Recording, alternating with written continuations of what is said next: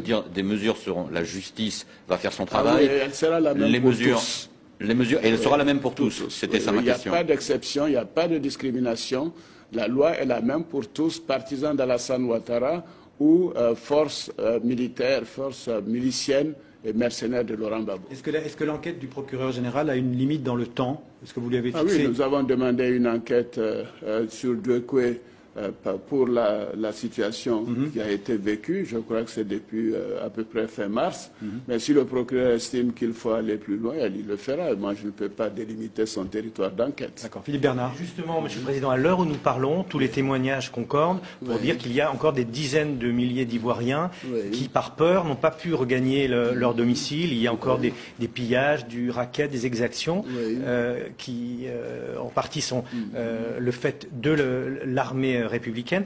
Donc, quel est le calendrier que vous vous donnez pour rétablir la sécurité? Combien de temps vous avez besoin? Et quand est-ce que la gendarmerie et la police vont être de nouveau à pied d'œuvre? Je peux vous dire, la gendarmerie et la police, les effectifs ont repris à plus de 90%, à l'heure où je vous parle. Bon, il y a encore peut-être quelques éléments zélés qui avaient été recrutés sur des bases ethniques, qui ne veulent pas rejoindre, qui ont malheureusement également des armes qui se promènent à Abidjan. Donc, c'est trop vite d'aller dire que ce sont les forces républicaines. Et je veux préciser que les forces républicaines comprennent non seulement les ex-forces nouvelles, mais également des éléments des ex-forces de défense et de sécurité. Alors donc, c'est une force mixte. Et des personnes, des militaires qui ont décidé de rejoindre la République, de se comporter en républicain et de soutenir les institutions de la République. Ceci étant, nous sommes donné un programme d'à peu près 2 mois et je pense que d'ici la fin du mois de juin, nous aurons donc réglé ce problème. Pour nous, c'est un problème sérieux. Nous voulons la liberté de circulation à Abidjan. Nous voulons, ceci est nécessaire non pas seulement pour respecter les droits des citoyens, mais également pour faire en sorte que l'activité économique puisse aller plus vite. Dans un cas au moins, qui est déjà ancien, au mois d'avril, les FRCI elles-mêmes sont en cause. Ça a été documenté par un certain nombre d'associations, dont Amnesty, dont Human Rights Watch. Il y a eu des centaines de personnes qui ont été tuées par l'action des FRCI. Où est-ce que ça s'est passé, à Douekoué. Mais à Douekoué, pardonnez-moi, monsieur, à Douekoué, nous devons faire des investigations. J'ai demandé au procureur, vous voulez un état de droit ou pas? Pourquoi voulez-vous qu'on aille poursuivre les gens avant que le procureur ne donne son rapport? Pourquoi voulez-vous que les investigations ne soient pas terminées? Moi, je veux un état de droit en Côte d'Ivoire. Les personnes sont supposées être innocentes jusqu'à ce que le procès ait lieu. Nous ferons ces procès. Si nous découvrons que ces personnes sont de FRCI, mais elles seront sanctionnées. Mais on remarque qu'il y a eu des arrestations dans un camp, mais pas dans l'autre. Est-ce que c'est vrai? Moi, je n'ai pas ces détails, monsieur. Ce qui m'intéresse, c'est de protéger les Ivoiriens, tous les Ivoiriens, sans distinction de région, de race ou de religion. Non, là-bas, pas des orpailleurs clandestins. L'affaire est arrivée où? Il y a un autre au Black Market, on dit c'est au Black ou bien au marché, je ne sais pas, Gouro, ou bien quel marché là, à Djamé là. Il est sorti des Blackro, des microbes l'ont attrapé, ils l'ont tué. Un autre gendarme. Vous voulez qu'on vous cite? L'enquête est arrivée où? En est où? Des gendarmes sont sacrifiés. Et vous, ce sont vos collègues qui se plaignent. Ça grogne, je vous ai déjà dit, ça grogne dans la gendarmerie depuis un moment. Maintenant, vous décidez de donner encore 1 an de plus à Apalo Touré. Le cauchemar. Et c'est ce que, comment il s'appelle, Téné Brahim a dit, hein. Quand ils ont signé le décret, là, le 30, là, le 29 ou bien le combien, là, pour que ça prenne effet le 30, là. Quand ils ont fini de signer le décret, et que Téné Brahima devait lire ça à Apalo. Vous savez ce qui s'est passé? Il a appelé Apalo. Je mets quiconque au défi. Il a appelé Apalo pour lui dire: tu es la terreur des gens de l'opposition. Donc tu es encore maintenu à ton poste. Voici le décret. Vous comprenez? Vous comprenez? Voici le décret. et les deux rigolent, ça rigole sur le sort des gens du parti de l'opposition. Ça rigole.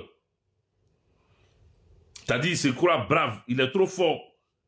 Téné Brahima est tellement content que, après sa proposition à Alassane Draman Ouattara qui a signé le décret sans même calculer parce qu'il sait.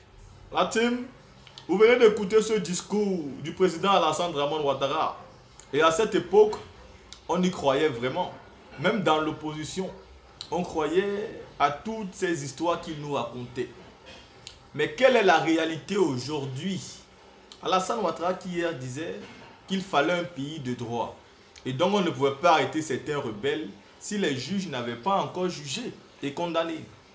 Que jusqu'à ce que ceci soit fait, ils étaient toujours considérés comme des innocents. Mais où est Gala Kolibi aujourd'hui? Où est Steve Biko aujourd'hui? Sont-ils des rebelles? Ont-ils porté des armes pour détruire la Côte d'Ivoire? Où sont-ils? S'il faut se limiter seulement à cela. Est-ce qu'Alassane Ouattara a respecté la procédure?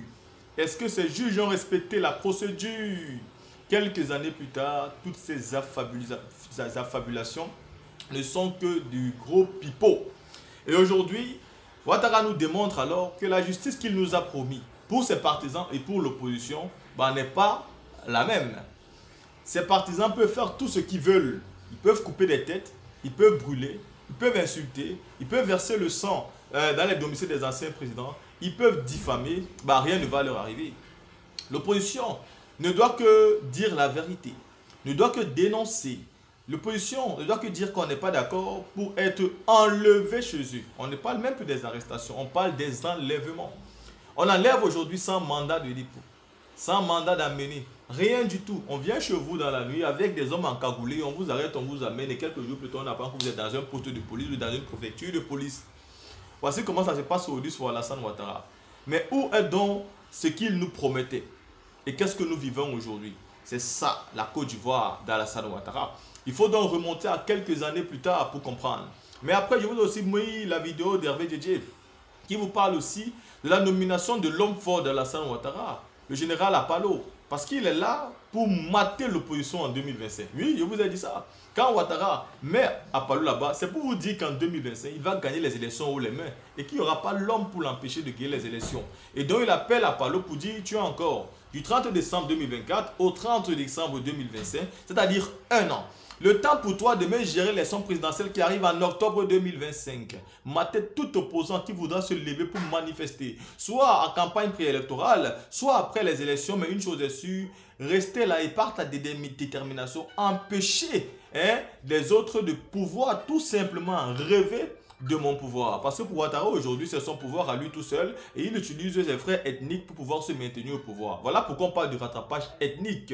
Non seulement il y a Apalo, mais il y a toutes les institutions qui sont protégées aujourd'hui par les frères et sœurs d'Alassane Ouattara du Nord. C'est comme ça qu'il peut s'assurer de rester au pouvoir à vitam aeternam. Le président Laurent Gbagbo est le seul espoir aujourd'hui en Côte d'Ivoire pour que nous puissions même imaginer que nous aurons une Côte d'Ivoire nouvelle. Sortie de toute manipulation et de toute marmaille que M. Alassane Ouattara nous a imposée depuis près de 15 ans aujourd'hui.